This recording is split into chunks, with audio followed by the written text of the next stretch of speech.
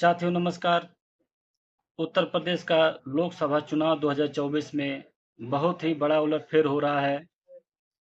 इस उलटफेर का शिकार जो है भारतीय जनता पार्टी हो गई है, जबकि वो 33 सीटों पे आगे चल रही है और समाजवादी पार्टी गठबंधन 37 सीटों से आगे चल रही है।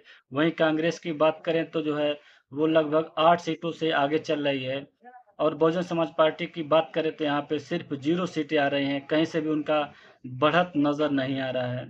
तो साथियों ऐसे में घटनाक्रम जो हुआ वो बहन जी पहले बोले कि हम गठबंधन में नहीं जाएंगे, हम अकेले चुनाव लड़ेंगे पूरे देश में। अब उनका फैसला कितना सही कितना गलत अब आप सामने हैं, आपके देख लीजिए।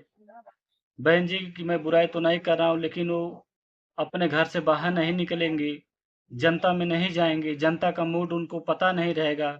कोऑर्डिनेटर क्या फीडबैक देते हैं, कौन से उनके सहायक हैं या कौन से उनके जानकार हैं जो उनको फीडबैक देते हैं जमीन पे, जनता का क्या मूड है उनको कुछ नहीं पता है। जबकि जनता का इस बार मूड था 1-to-1 फाइट होने का, सबको अंदेशा हो गया था। बड़े बड़े राजनीतिक विशेषज्ञ भी यही बात कह रहे थे कि यहाँ पे 1-to-1 फाइट होगा। भले बड़े बड़े पंडित ये बात नहीं बता पा रहे थे, राजनीतिक पंडित, कि बीजेपी का इतना बुरा हाल होगा। चूंकि बीएसपी अकेले चुनाव लड़ी है, तो ऐसे में उनके जितने भी प्रत्याशी रहे हैं, जितने ज़मीनी वोटर थे, बीएसपी के वोटर थे, जब देखे कि ये चुनाव जो है हार जाएंगे, तो अपने पार्टी बीएसपी को वोट ना देकर के समाजवादी पार्टी गठबंधन को वोट देते हुए नजर आए।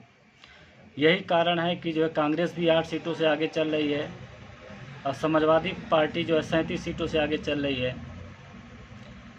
अगर मायावती ज़मीन पे उतरती, सिर्फ रैलियों करने से जो नहीं होता है कि आप जो है जनता में आएंगी और रैली करके चली जाएंगी, समय बदल गया है।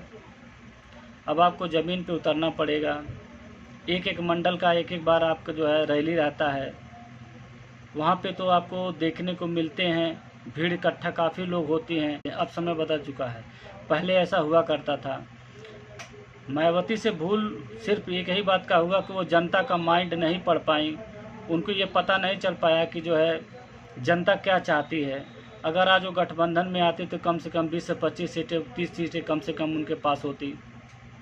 हो न सकता जो आप बीजेपी को देख रहे हैं 34 सीटें के आसपास, 33 सीटों के आसपास देख रहे हैं, बीजेपी की कम से कम 5 से 7 सीटों के अंदर जो है सिमट जाती है। यहाँ तक कि मैं कह सकता हूँ कि 10 सीटों के अंदर सिमट जाती है अगर बहुजन समाज पार्टी यानी कि मायावती अगर पूरे ज़ोर शोर से दमखम के साथ चुनाव लड़ती तो। बहुजन समाज पार्टी तो 0 सीटें लेकर के आई है, समाजवादी पार्टी जो है काफ़ी बड़े अंतर से चुनाव जीत रही है। आप लोग का क्या राय है कमेंट्स में ज़रूर बताएं। धन्यवाद।